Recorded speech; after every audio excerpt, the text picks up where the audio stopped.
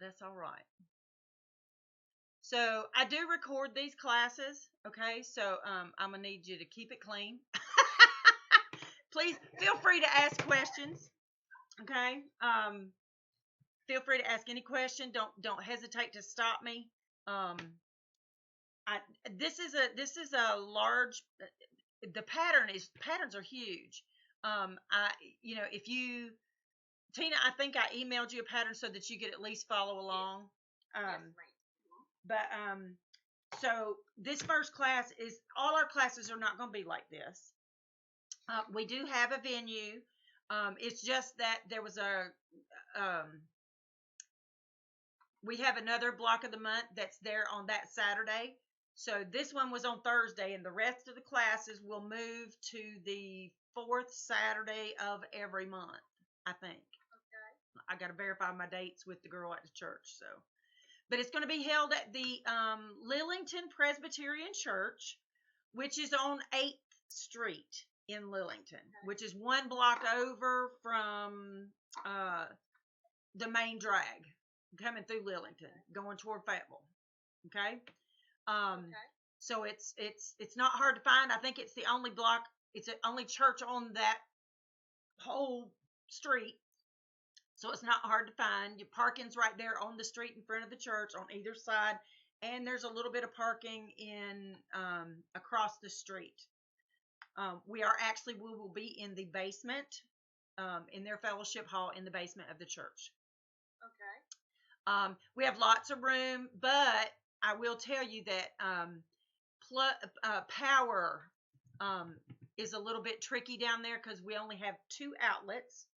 So I'm going to see about picking up a heavy duty drop cord so that we don't lose power with a drop cord, and that way I'll be able to plug in off of that.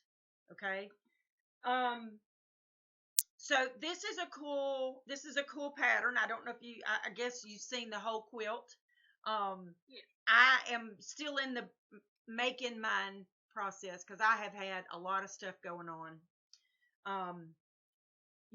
Just June 1st, I have been open for a year, and I'm still running things out of my home.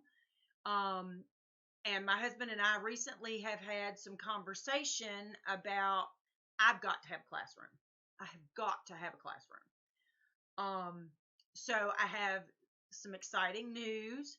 My little store, which is currently one of my spare bedrooms, is going to be moving downstairs to the basement or to the main level of the house. It'll be in what is now my dining room. My dining room is going to shift itself upstairs. I wish I had a magic wand that can make that happen magically. But yeah, no. And so the store there will be easier access for what you guys like to see and what to be able to shop a little bit if that's what you choose to do when you come visit me. But that way you won't have to trudge up and down the stairs because it's hard on me and I live here. Just saying. So please bear with me during this upheaval time. We are also planning to convert the garage. Everything in my garage will go to storage. My garage will get a fresh coat of paint, and all my quilts will go up on the walls downstairs. And my husband is going to build me a fake wall to be in front of my garage doors, or my big garage door, because it's a double-sized garage. But that whole big garage door will be blocked off and insulated. It will be heated and cooled for your sewing pleasure. And he's going to build me nice long tables. So it's coming, girls. It's coming, y'all. Y'all just hang in there with me like a hair in a biscuit, and we gonna have it. We're gonna have it going on in Lillington. Just saying. Just saying. So I'll have room for stuff from the store, obviously, down there. So I'll be expanding my inventory. Of course, it grows every week because I can't quit ordering stuff. But anyway, that's Queen Bee news. That's Queen Bee news. That's a good thing, and I'm growing, so that's a good thing. And I thank you all. By the way, the ladies at US Fabric said to tell you they're missing you. I hadn't been up there this week. I said she's been behaving. Trying. I'm trying. I'm trying. Okay. So, um, uh, like I said, we probably will have other people to join us moving forward, and so don't be surprised about that. But each class will be recorded, even though I'm not doing the class virtually. I will record the instruction part of the class so that if you have questions, you can go back to the YouTube channel. You can go to my YouTube channel through my website. There'll be a link on the classes page. You'll just click on that link and it'll take you right over to my YouTube page, and you'll just have to search and find the class that you're looking for. It does take me a few days sometimes to get it uploaded because my webmaster uploads stuff like that to my website. But it will be uploaded to YouTube hopefully within 24 hours. Most times, unless, with it being a Saturday class, it might be Monday before it actually hits my YouTube channel. So let's talk about the pattern. Let's get into the quilt. So, housekeeping. Because this is virtual and I can only be on here for an hour at a time because I'm not paying for the premium version of this website. We only have an hour, so at the end of the hour, this will close. We'll have a 5-minute intermission, and then I will send you another invitation, and you'll just need to click to join back in, okay? Just like you did this morning. So, without further ado, let's get into No Place Like Home by McKenna Ryan. All right, so I told my other girls from my previous classes that I wanted them to work with batiks. So I picked a row quilt that was designed with a curated line of batik fabrics. In my materials list that I posted on the website or on the website on my class listing, I gave you dark blue, medium blue, dark purple, medium purple. You could have substituted those colors for whatever you choose, okay? And I'm gonna teach you a way to keep up with that moving forward, because you're gonna see it listed as she lists it in her descriptions over here, okay, for your cutting lists.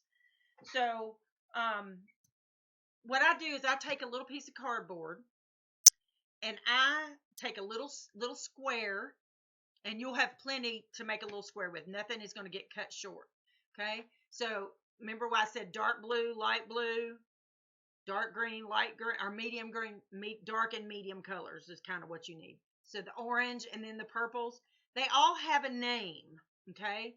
She actually has 2 whites listed, but I chose to tell y'all just to get enough yardage in one white color, one white background. It could have had a little bit of a print to it, like this one. I don't know if y'all can see that. Has a little bit of like a gray swirl, a dirty looking swirl in it. And once I got it done in my quilt, because there's some rows that this is not in, it calls for an off-white and an alabaster. So I combined those. So either where you see off-white or alabaster, you just know it's white. Okay? This one is what she calls Aegean. This one is what she calls denim. This is emerald. This is sage. This is lavender or amethyst. The dark purple is amethyst. The light purple is lavender. This is pumpkin, and this is fall. This is a good way when you have similar colors or you're using something different than the pattern calls it. Okay? So Kathy Price, these are your pinks. The purples are my pink. Mm-hmm.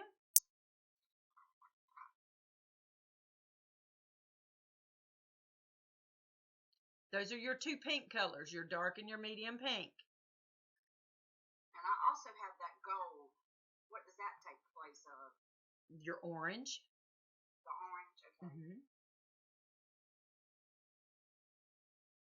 So just take you just a little tiny piece of card. It can be on a piece of paper. It doesn't have to be cardboard. I just like using cardboard because it's because it's easier to see. I saw this. I saw a lady use this, and I thought Terry and I were talking this morning, and I said, this is going to be just perfect. This is an absolute fabulous use of, because we're calling it different. The name of the fabric is different than what we. Hang on just a minute. Hello, Miss Kathy Davidson. Good morning, Miss Lanicky. Good morning. How am I gaining access to the class? Because you haven't paid for the class. If you don't pay, you don't get to come. So what do I need to do? Go on the website and register for the class, and I'll send you an invitation. I tried, and it's only coming up with class 2, so I don't know how to do for 1. Okay. It's down towards the bottom. It's the intro class. For some reason, it does 2, 3, 4, 5, 6, 7, and then the intro is the last one. Did you see? Did you know that? Did you realize that the intro is the one at the bottom? Minor. There's a list. Yeah, okay. I had to look for it too. All right, I'm sending you the invite. Okay, I'm working on it right now. All right, ma'am. Bye-bye. Bye. That's how that works, girls. Sorry.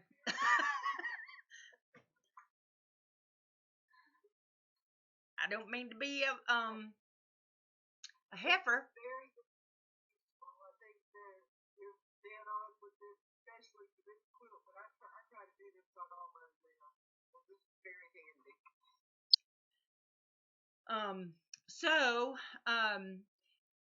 I would like to take a moment and welcome Miss Tina and Miss Janet, as they are new to Queen Bee, and we are so glad to have you guys join us. I do want to remind you and let you guys know that I send out an invitation. I do this every Friday night. It's free. It's called my Friday Night Freebie. I send out an invitation. So now that you're in my email group, I'll be sending you an invitation. Here comes Kathy Davidson. We have a couple of Kathys, and there's Kathy Davidson. We had Kathy. I'm trying to introduce Janet and Tina. They're two new ladies that have joined us for this quilt, and I'm telling them about our Friday freebie. So that's a good time. You can work on whatever you want to on Friday. Okay. Even this, if you have questions about this, pop in, ask your question. Okay. We help each other. You can work on whatever you want to work on. It's free, and it's yeah. Yes, with the beverage of your choice. We're not judgy up in here. Yeah. So come and join us. Usually we go at least an hour. If it's a very productive, we'll take an intermission at the end of the hour and we'll come back. But most of the time it's only an hour because it is Friday night. I get that. It's Friday night. But I do it early. It's at 6:30. So from 6:30 to 7:30, you still got time to grab a little bite to eat. Or you can fix yourself some pizza and join us. Eat while you're watching. Okay, so what I'm talking about with this quilt, Kathy Davidson, I want to catch you up. With this quilt, because there is a laundry list. If you looked at your first sheet of instructions, it tells you materials needed, and there are a lot. I simplified the fabric requirements into dark blue, medium blue, etc., etc. And if you'll take a piece of paper, a little small piece of cardboard, cut you a little snip, put your snip and call it what she calls it on here. Okay?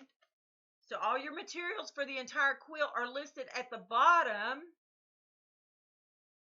I think it's just for this one. I think it's just on this one. The rest of the patterns just have what you need to do the block. Okay?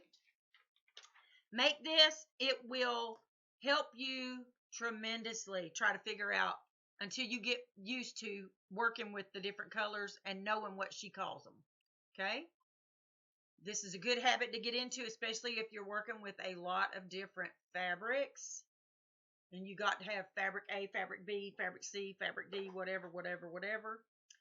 Another helpful tool for this quilt, I found that it was nice to have these, especially when you're working with pieces parts and you're going to ask me what are these. These are alphabet and numerically labeled pins that help you keep your piles straight and your pieces straight. I sell these. I love these. Love them, love them, love them. Most of the time when I'm cutting, I cut all my pieces at once. I just jab it in that stack, and that's where it stays. And then I pull as I need. So there's that. And I think I've got one or two of these left.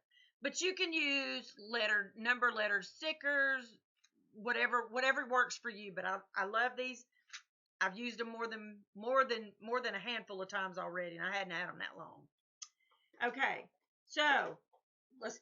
Lynn, Yes, that color, I don't know how to say it, that AEGEAN, Aegean. That's your dark blue. a dark blue, okay. What is the emerald? Is that a light green or Dark green. That's your dark green, because sage is a lighter green. So the Aegean is the dark blue. And the denim is the lighter blue or the medium blue. And you'll hear me talk about a dark and a light, dark and a light.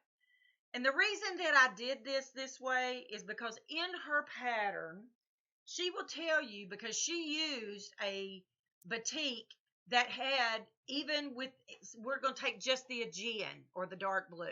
Her Aegean has areas of darker and areas of lighter.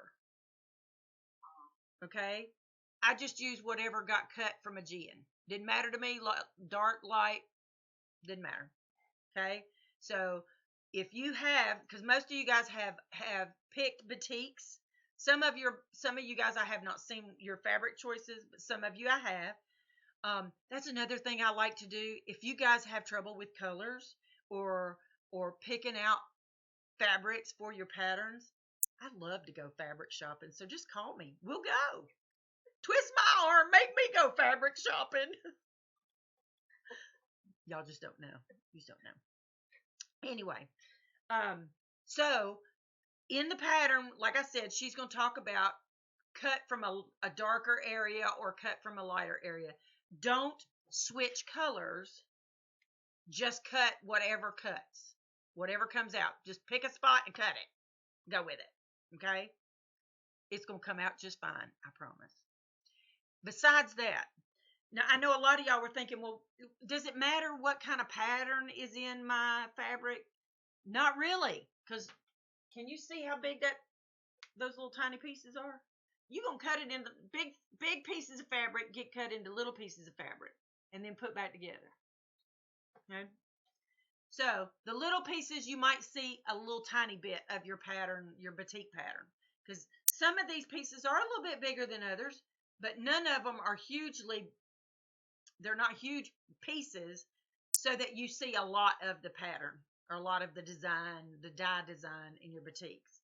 So let's talk about using a batik. So a batik is a fabric that has it's a special fabric that they use. It's like the difference between Walmart sheets and Egyptian cotton sheets. Okay, that 300 and 1,000 thread count. This is a much higher thread count fabric. It's specially treated to be dyed, like hand dyed. Okay, the fabric manufacturing companies have figured a way to buy fabric that's dip dyed. They run it through a vat. Okay, but because they do it the way they do it, there's no wrong side.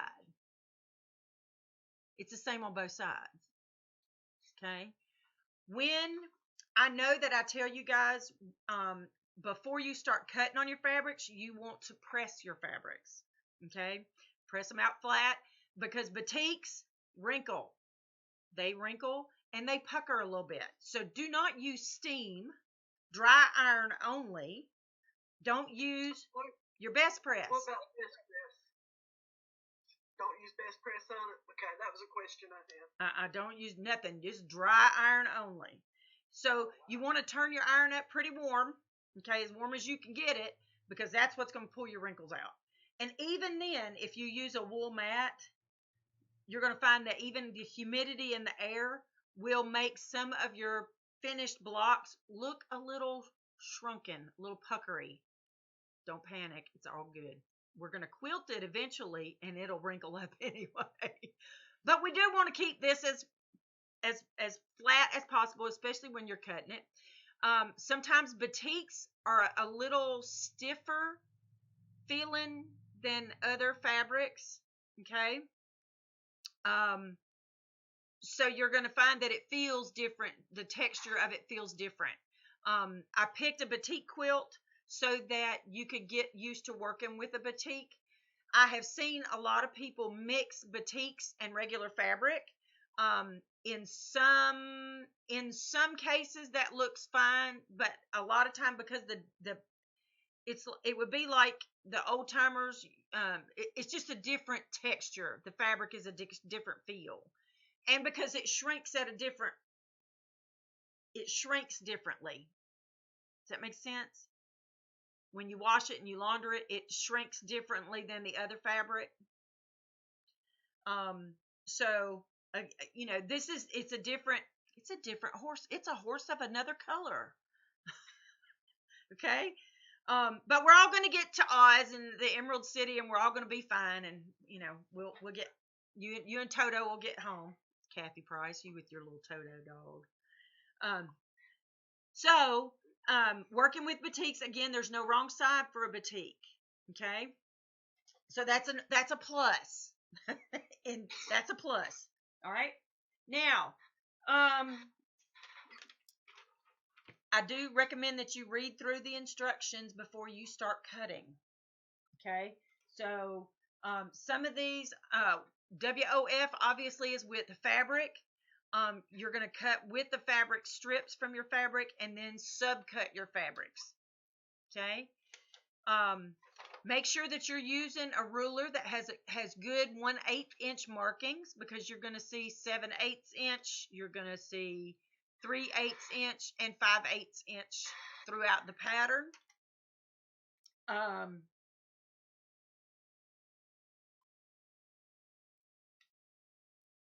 Make sure that you keep all your fabrics together, because you're going to have, and you need to cut as frugally as you can.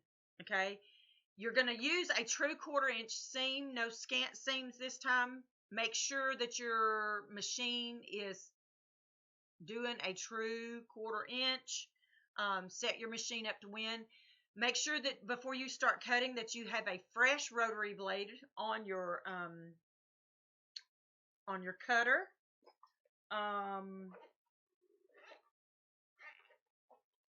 This also, I don't know if any of you guys have purchased the smaller rotary cutter.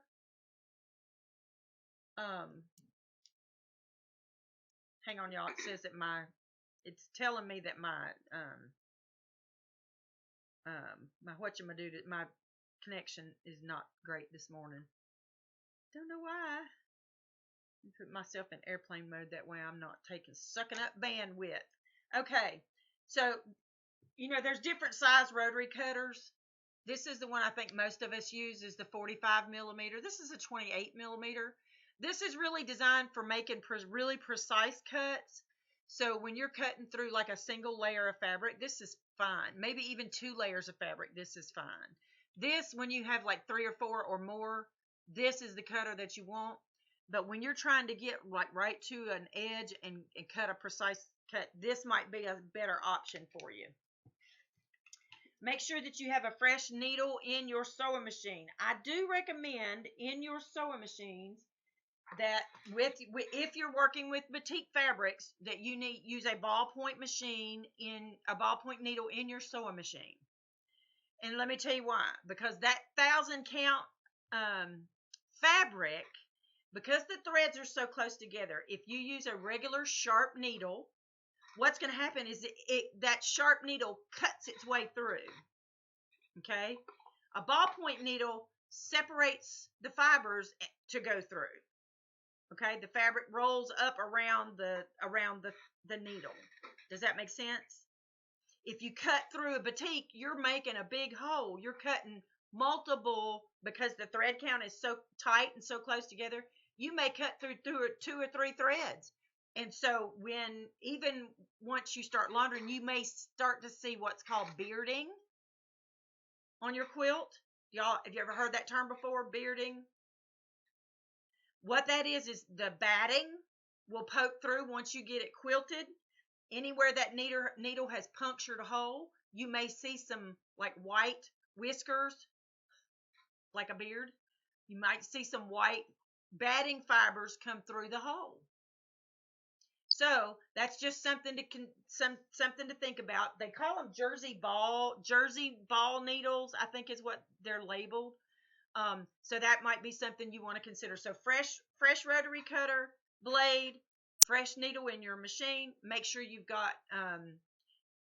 So because you're working with dark fabrics, you can either color match your thread to your fabric. And I would suggest that if you're doing, like if you're sewing blue and you're going to use blue thread, use the darker thread because it'll look like shadow. Don't forget that, and I will tell you this, we're going to use a regular 1/4 inch seam, and you need to press your seams open, especially on this block. Y'all know I'm a press them seams open kind of girl, but that's a lot of seams. That's a lot of seams because those are individual little pieces that get sewn together. So press your seams open. Make them lay nice and flat. Okay. Hot iron, fresh blade, fresh needle, press open, true 1/4 inch seam. Make sure your machine's set, that your needle is in place. If you use seam tape, make sure that your seam tape runs away down the front of the machine, and I'm gonna tell you why. I'm gonna show you my machine. So this is the table that comes with my machine, and I run my diagonal seam tape because I love using diagonal seam tape. Woo! Have I lost you guys? Man, what's going on?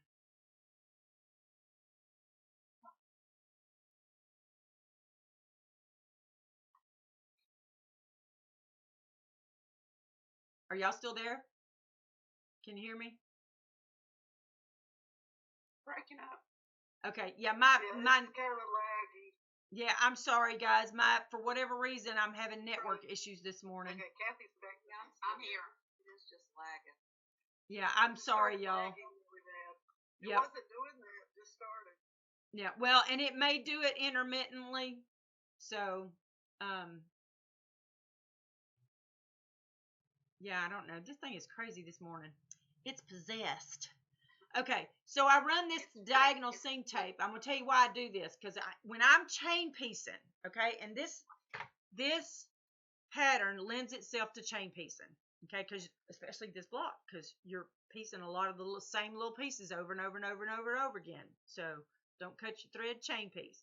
But when I'm chain piecing, I like to guide my fabric along the line, okay? So if I'm sewing on my red line, I'm guiding my fabric as it's going up toward the needle.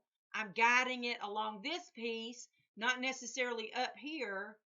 Like if my nose was the needle, I'm not looking at the needle. I'm looking at where my fabric is running down here. That way, my fabric is going true up to my needle. Does that make sense? Sorta, kinda. So I do extend that down all the way down the front of my machine. Because look, you can make little cuts. Okay. So like I cut a piece here, and then I've got another piece that goes over top of my thread window for my bobbin. And then that's where if I'm watching little tiny pieces go in, I kind of watch this here, so I make sure that it goes up. And I use a 1/4 inch blade foot on my machine. Okay, so if you're not going to color match, you can either I would recommend using a gray thread. Okay. All right, so if you're not color matching, I recommend using gray thread. Because remember, I told you there's three colors you must have on hand: dark, white, black, white, and gray. This would be a gray because you got colors in the middle of the color spectrum. So gray works fine. Also, when you purchase fabric, if you looked at the fabric list that I listed online, I told you to get a lot of the off-white. One off-white. So the two colors that she refers to as off-white, one is off-white, one is actually alabaster. I combined that fabric amount so that you would have enough of this to have one white color. Because once I made all these rows, that my other color just kind of made my quilt look dirty, and I don't like it. So I'm not really 100% pleased with my fabric choices. So I was trying to spare you the same problem. Okay, so let's dive into it. So now we know, first off, we know what the block is supposed to look like down here because that's how we keep our instructions straight. And that's the other thing that you need on this front page is your cutting instructions. Okay. I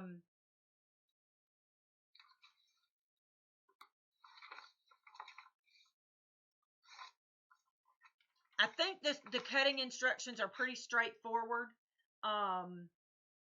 It's all width of fabric pieces, and then you're going to subcut the width of fabric pieces into the sizes that you need. And there's not a lot, but I recommend that because she does this way, and I found it easier to keep up with on your instruction page. She tells you what colors are needed for that row. So go ahead and pull all these out of your stack. Make sure that you got the right ones that correspond to your color chart, your personal color chart. And make sure that you have those pressed and ready to go. And then you can use the cutting instructions, which start up here. And why these patterns are labeled the way they are, I don't know. They didn't make sense to me. So you just kind of have to pay attention and follow the numbers. Okay? So you pop up here to start your cutting instructions. And she tells you that the top one is for just your white stuff. Okay? Cut your white pieces. And then for each one, and when she talks about fabric 1, fabric 2, if you look on this page of your pattern, when she's talking about the colors in the blocks down here. Fabric 1, fabric 2. So fabric 1 is always going to be your white fabric. And fabric 2, that's going to be whatever colors she's told you to pull for that row. Okay? This first row, we're using the off-white, the light, the medium, and I'm going to call them dark and light. The light green, the dark purple, the dark orange. Actually, you're going to use both your greens. You're going to have both greens. Okay? And then the dark blue. Okay? So with that one, you're going to cut if you look at your instructions, on the very top of one, it says off-white for fabric 1. Each of the following fabrics for fabric 2s, you're going to cut each one of those, the different colors. You're going to cut 1, 2, and 7/8 inch by width of fabric strip, and then you're going to subcut. You need 12 2 by 2 and 7/8 inch squares, and cut 6 of those squares from each fabric once into triangles. And the rest are going to be used for your half square triangles. Does that make sense? That's clear as mud, ain't it?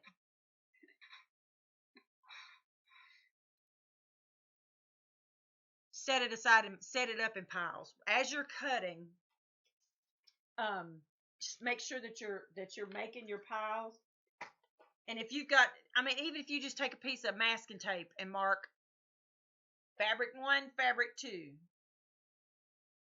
Okay, so all of your fabric 2s, when I cut mine, I cut them, and I put like all my sage fabrics, my light green fabric stayed together, my dark green fabric stayed together, so forth and so on until I had them all cut.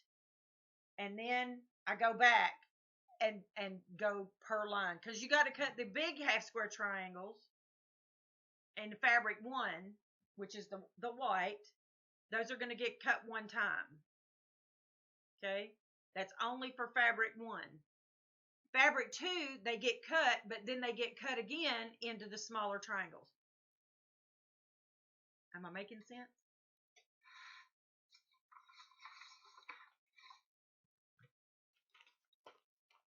I'm trying to make this make sense. So,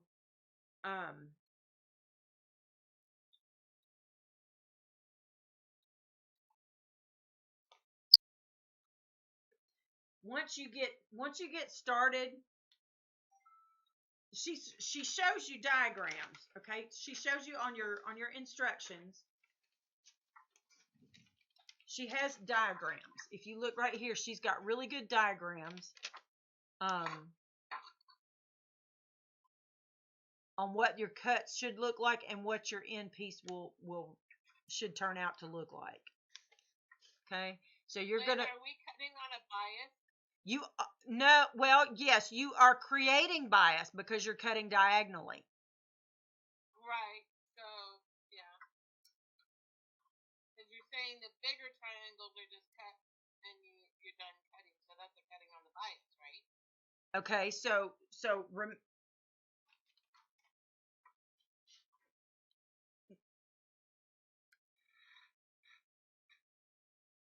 trying to make sure that I understand your question, because you're cutting straight of grain.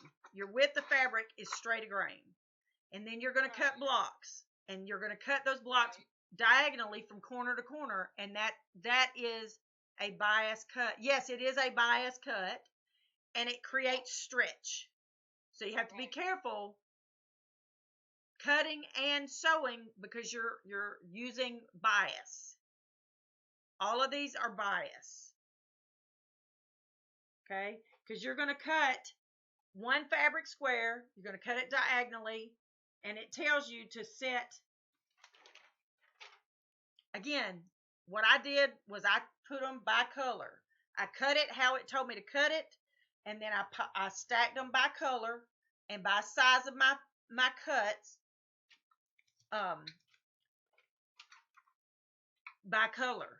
And then, because I knew I was going to use all the dark blue to start with, I pulled that dark blue fabric out and I cut the dark blue fabric, because I had cut all my white at one time. Okay, I cut all the white fabric first into all the pieces that it tells you to cut it into. Do all your subcuts. And then I grabbed the blue fabric, the dark blue, and I started with the dark blue fabric, and I made all the dark blue cuts, subcuts, cuts and subcuts, and then I put them together to make my blocks.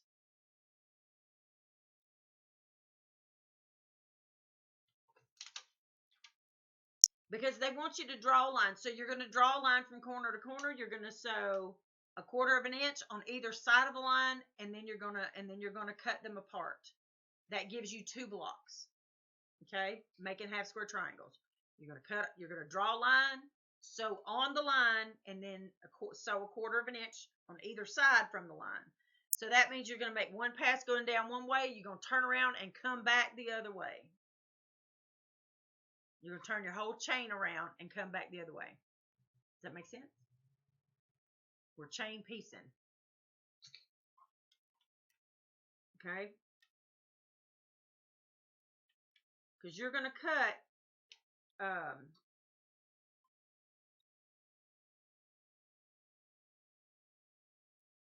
you have to draw a line on all 30. You got to cut 30.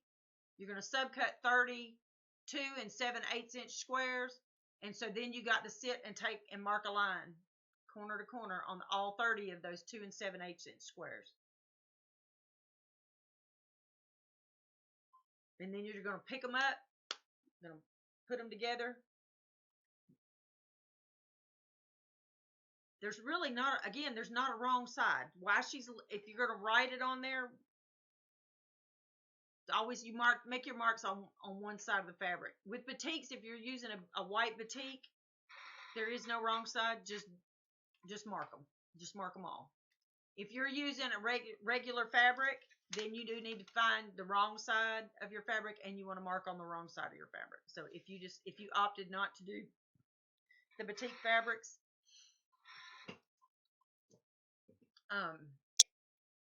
then make sure you mark on the wrong side. Are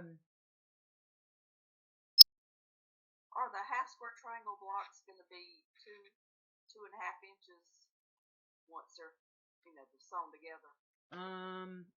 Yes, I think so.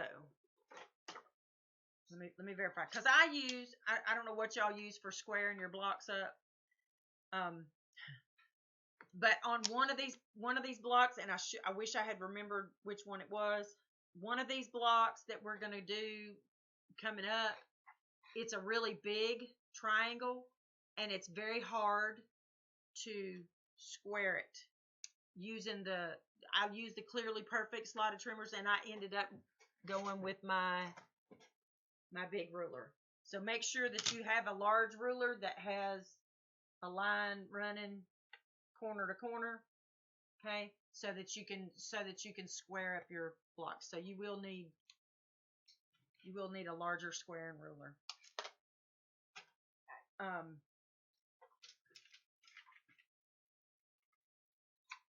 But yes, they are gonna come down, and they will measure. Let me verify.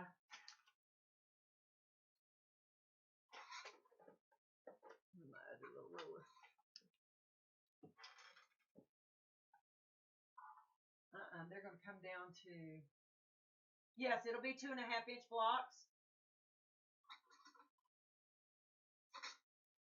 It's a finished 2-inch block, so yes, you're going to square it to 2.5 inches. Okay, thank you. You're welcome.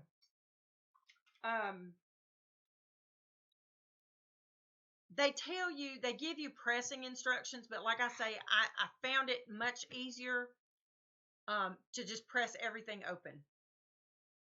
Okay, good. When you get to your final block, will measure 12.5 by 12.5. There are 5 windmill blocks, just different. It's the same block, just different colors. So once you get through that first block, you've pretty much figured out what you're doing. And it's just repeating it with a different color fabric.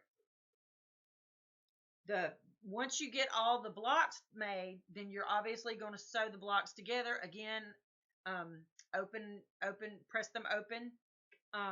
And your finished row, it tells you that your finished row is 60.5 by 12.5. Okay.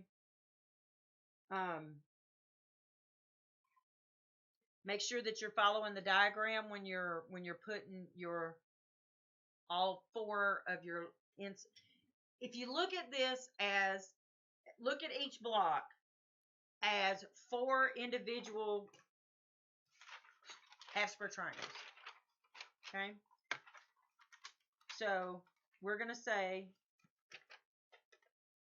that what's in the highlighted area, that's a half square triangle.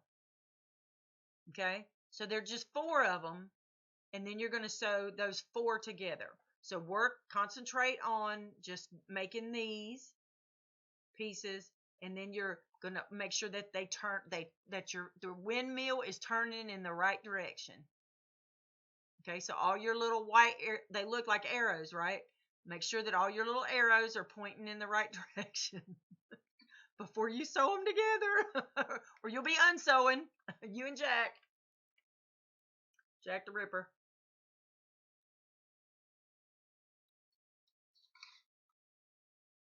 And again, I apologize for the audio visual issues this morning.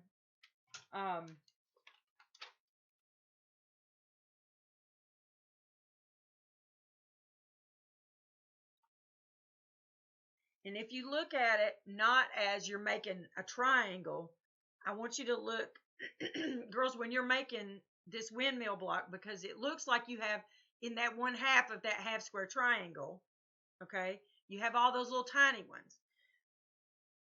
Don't look at it as a triangle. Look at it as part of a square. You're going to sew them together in rows. You've made tons of half square triangles, right? So a half square triangle should not be intimidating to you at this point. Okay, so you can make one. It's just that you're making little tiny ones, and then you're sewing them together in rows. Just sew your pieces together in rows. Make sure on that bottom one that you've got, because you're going to pull a triangular piece of fabric, and you're going to sew it to the bottom of the middle part of the block. And I'm referring, if you'll look under the number 5 instructions, if you look right here, this is what I want you to concentrate on, is that you're making these little individual pieces, right? You got 3 half square triangle blocks, and I want you to sew them together in a row. Sew it together in a row, and then on this bottom one, you got to make sure that it's pointed the right way, because there's 2 shorter sides. See that? There's shorter sides of that piece of fabric, and then there's a long cut. The long side is always down. So you're going to put it here, you're going to put one here, you're going to put one here, and you're going to put one here. Another thing that you can do is once you get all your pieces cut, if you have a piece, if you have I don't know, I can't remember what they call this thing, but it's foam board, but I've got a piece of flannel on it. Some of them have batting on it, and it's just like having a design wall, and it holds your pieces. So, you can put all your different pieces, stack them up just like the block ends up looking. Stack them, and that way when you're pulling little pieces to sew together, you're pulling it from the right pile. So this piece goes here, this piece goes here, this piece goes here. So when you get ready to sew it, you know that I have to sew everything on this row, everything on this row, and then everything on the next row, and you're sewing together in rows. Just make sure that you get them turned right. Once you cut them, make sure you have them turned right so that it looks like a big version of this. Yeah, we're going ahead and cutting. That's okay, right? Yes, absolutely. I'm listening now. So, If you start. yes, yes. So at this point, if you guys are ready to cut, this call supposedly ends in 11 minutes. Like I said, we'll take a 5-minute intermission. You can get your iron heated up, get your rotary cutter out. We'll get to cutting. Anybody got any questions? I do. The ruler, you see, the ruler's got to have a line going through the middle of it. Is that right? For squaring. For Yes. squaring. Yes. Yeah. Do you have any of those? I don't know if I do or not. Yeah. But you can borrow mine. Well, I got to get some needles too because I don't have those ballpoints that I know of. Okay. I'll look and see. Maybe I bought them by mistake. Who knows? Okay. So I want you right now. I want you to make sure that you're pulling the correct fabrics. If you need to take a minute and make your legend, your fabric legend, so you know which fabrics are which. And make sure that you write down on your fabric, on your however you make your legend. Make sure you write her name for that color that you've picked. Okay, that will help keep you straight. I promise. How many colors are we supposed to have then? You should have two blues, 2 greens, 2 oranges, 2 purples, and a white. So 9. I counted 10.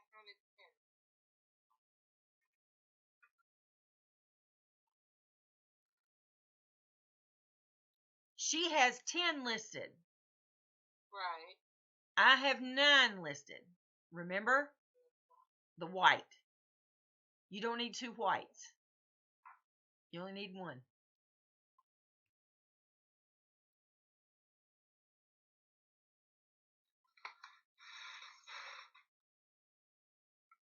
What is her fall color? Her fall is the lighter orange.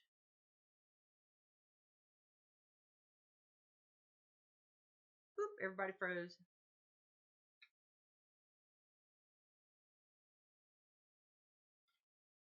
What in the world? Hi.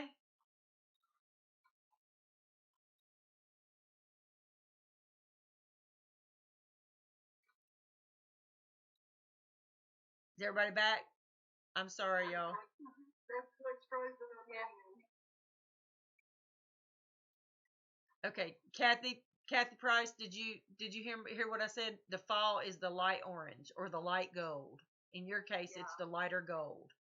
Is the denim, is that a light blue? Mhm.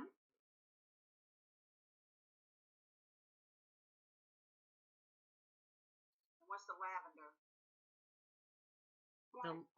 The light. In your case, it's going to be your lighter pink. The pink, okay. Mhm.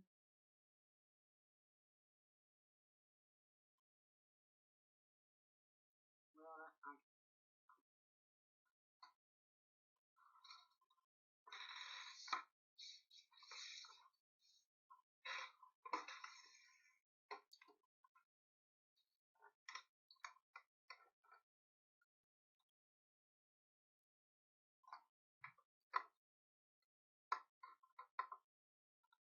I don't know. We're gonna have to go back over that. Let me get it fixed, and then I'll figure it out if it's all right. Because I don't have a, I switched out with the pink Mhm. and the gold or something. So that's what I got to figure out. Your Let me pink. get the board made. Yeah. I'm happy to help you. Get a little piece of all your fabrics and This white. I went through this one and then figured out